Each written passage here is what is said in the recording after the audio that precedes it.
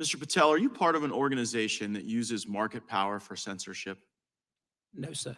And how much advertising capital do you deploy annually? How much marketing investment do we spend? Yeah. 850 million a year.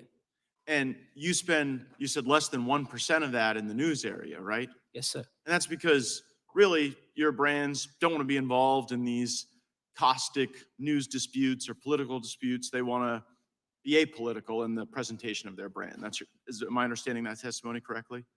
So we serve 90% of American households with our portfolio. It's a fascinating answer, just not to my question. Is the reason you de-emphasize news because you want to be apolitical? We target our investment to address the consumers that buy our brands. Okay, are you doing so for political reasons or apolitical reasons? We don't do it for any political reason. Okay, so then why are the vice presidents of your company trying to shape the way Facebook limits view of a Trump advertisement? So I'm not sure what the intention of that communication was, but I that's do. not. It was to get the Trump ad taken down. It's pretty clear. You had two vice presidents, Rob Master and Luis DeComo, who were pressuring Facebook to utilize Facebook's policies to take down a Trump ad. So it's just hard to believe that your goal is to avoid politics when not some intern at your company, but the vice presidents at Unilever are writing Facebook saying, we want you to take this Trump ad down and apply these policies to do it. So I'm not sure what the intention of communication was, but okay, I'll tell you what, I'll read you the communication. It's 2 words. It's your vice president to GARM when they were trying to get the Facebook ad taken out. It said, honestly reprehensible. So you're using this $800 million plus power that you have over the marketplace. Facebook is craving your advertising dollars. And you have 2 vice presidents hammering Facebook to take down a Trump ad about whether or not Joe Biden should have his ear inspected for an earpiece. That was what the ad was about, that you all found so reprehensible. So respectfully, I'm not sure that word was done by a Unilever person. You're okay. So Mr. DeComo didn't work for Unilever? He sits on the. If I did my homework right, I think that came from the GARM, Rob. Oh, Rob Rankowitz. Yes. And but you are member entities to GARM. You pay GARM. You guys are GARM. I mean, as Mr. Jewell said, you guys you have to have tools in order to help you place your ads. So you go fund GARM, and then here your vice presidents are commiserating with GARM over the fact that Facebook won't remove this. I guess, Mr. Shapiro, when we look at these big advertising platforms and they're hearing the people with the advertising dollars hammer them with this ideological tilt, what does that do to the marketplace for ideas? Obviously, it shuts down the marketplace of ideas, which is largely the intent. And one of the things that I've heard from some of the Democratic members of the committee today is an extraordinary amount of projection wherein they suggest that Republican members of the committee are trying to shut down free speech by trying to get answers to questions about the kind of political pressures that are being put on social media companies, for example. But it's been Democrats who for years have been spending their time trying to pressure social media companies into doing their bidding by limiting the types of information that are available to the public and how that information is actually distributed. One of the things that's worth noting here is that it's not just a matter of advertising dollars flowing. The way that it works on social media is that if you are demonetized, then the reach of your actual content is also limited by the same social media companies. Do you think the frequency of those demonetization rises when you have vice presidents of companies at Unilever trying to hammer entities like Facebook into taking down Trump ads? Absolutely. Absolutely. There's no question that when you have internal pressures put on social media companies to take down right-wing material, that has an impact on the reach of right-wing messaging. There's just no question. And I guess I don't mind when Democrats say they don't like conservative speech, or we get to say we don't like some of their speech. That's how this works. But it's when the business community colludes and utilizes market power to shape the way social media companies or websites disseminate information, that the public doesn't even get to see that debate and engage it. And I think the fact that it's clandestine is actually even more corrosive to the values that undergird. That's absolutely true. The complete lack of transparency with which GARM treats both the member companies as well as the consuming public is one of the major problems. If they simply wish to levy a boycott against a right-wing source, they should simply say that's what they're doing. Hiding behind fake standards in order to project objectivity is a major problem in transparency for the market. Mr. Cohen's recognized for 5 minutes. Thank you, Mr. Chair. Firstly, thank you, Mr. Chair. Worker pay successfully fought to lower the price of inhalers and are working to lower food prices by targeting anti-competitive practices in the grocery industry. The list of antitrust accomplishments under this administration is unprecedented, and the American people have noticed.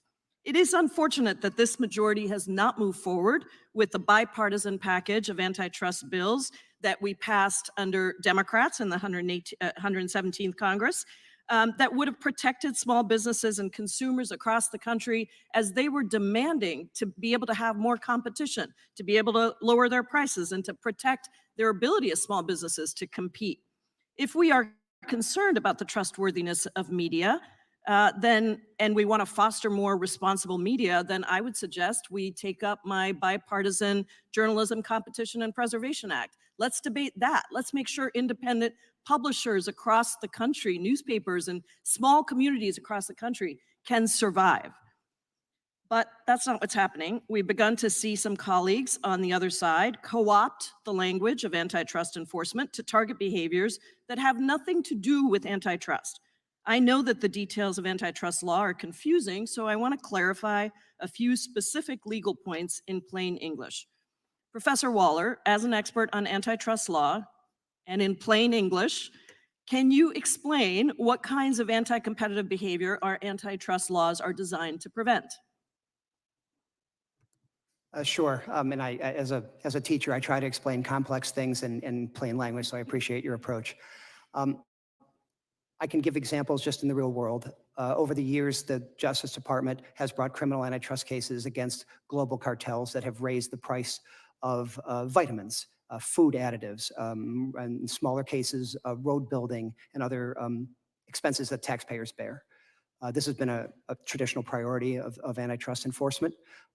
As you know, both the FTC and the Department of Justice have major Section 2 cases going on, both in the tech sector and otherwise, going after powerful firms that they're alleging have violated the antitrust laws, abusing monopoly power by a single firm, whether it's Amazon, Live Nation, Google, et cetera. They're in various stages. And there are pending mergers cases, such as the supermarket merger that's being now litigated by the FTC in 30-some states, where the consequences are likely, if the government's right, higher food prices as well as harm to labor if that merger goes through as currently proposed. Those are some of the priorities. Perfect. And actually that Kroger's-Albertson merger, there was an article on the front page of the Seattle Times today. Over 150 stores will close in my area, just in Seattle, as a result of that merger. Now, you touched on this in your prepared statement, and I know you only have access to public information about the facts in this case, but given those constraints, do you see any of these antitrust elements in the information that was uncovered by my Republican colleagues? Based on what I've seen, I do not at this stage, and based on publicly available information, GARM appears to be very different from either a trade association or even a traditional standard-setting body. They do not appear to be creating binding industry standards that determine whether products and services can be sold. They are creating sets of terms that firms can use or not use to make decisions that they each do in the marketplace. So another fruitless investigation in this Congress.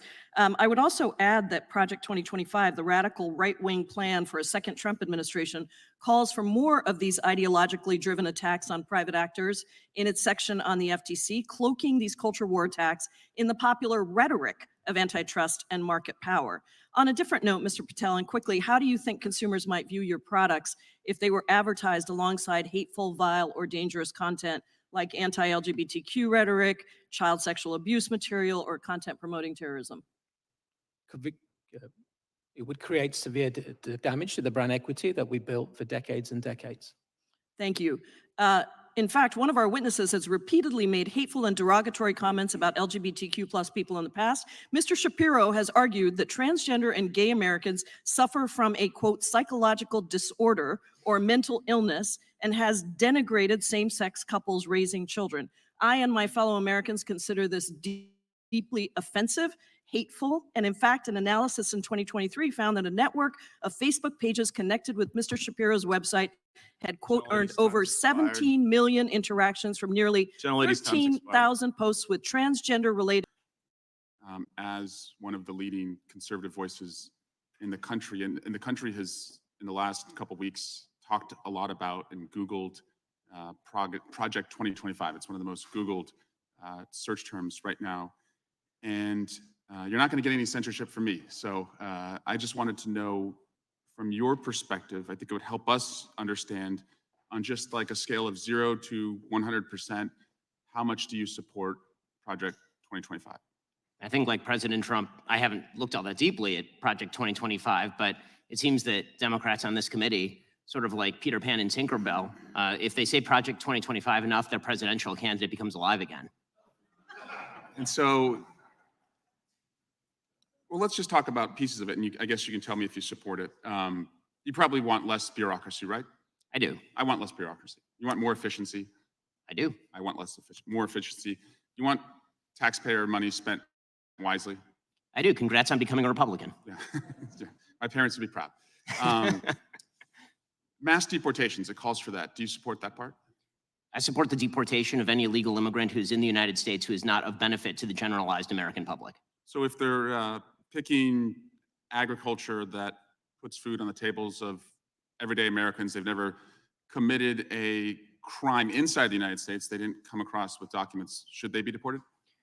If they have not paid taxes and if their draw on the taxpayer benefits are larger than the contribution they are making to the economy, or if they're involved in criminal activity, they should be deported. How do we measure that?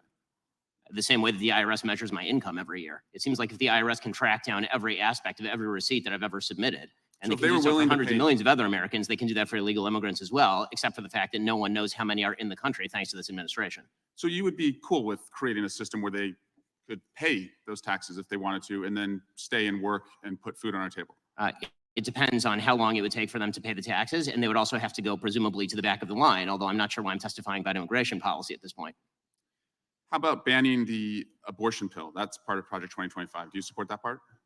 I think that that's a state-by-state issue on a personal level. I'm just asking you. Sure, I'm a fully pro-life person, which means that I'm not in favor of the distribution of the abortion pill. Banning same-sex marriage. What about that part?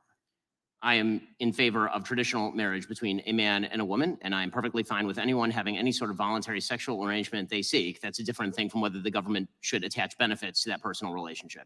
But you think it's a sin to have same-sex marriage? I mean, I'm confused. Are you asking me as a religious Jew what I think about biblically?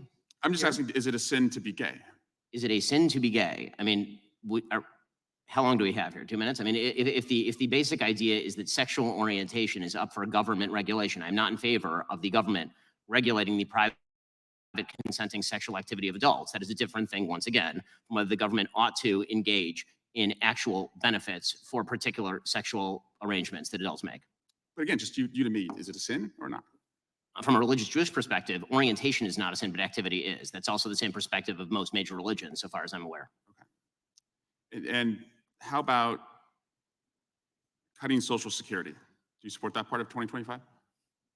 I'm not sure what Project 2025's position on Social Security is. I'm in favor of the restructuring of Social Security along the lines of privatization and lowering and increasing the retirement age, because you, as well as every other congressperson, knows Social Security is going to go bankrupt, and yet everyone seems to have an interest in lying about it for the next decade and a half until we have to take austerity measures or radically increase inflation or taxes.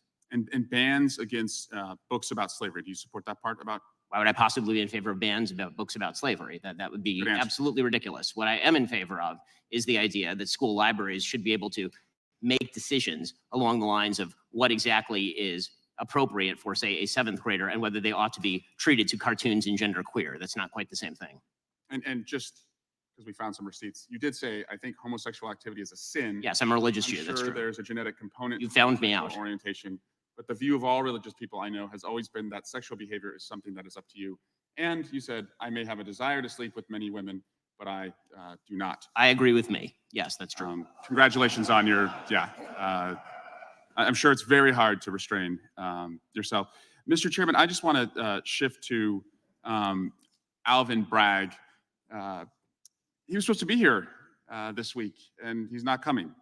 And Hunter Biden was supposed to testify. Now he's not testifying. We were supposed to have votes on articles of impeachment, and we didn't. And again, we're just wondering, you guys write great press releases, but the payoff seems to never come. And so I guess we will keep waiting, and we'll do hearings like this. And finally, Chairman, you cannot yell fire in a crowded theater, and that's a restriction on speech, as you have recognized before. But you can yell theater in a crowded fire, and you all can continue to do that all you want, and we'll just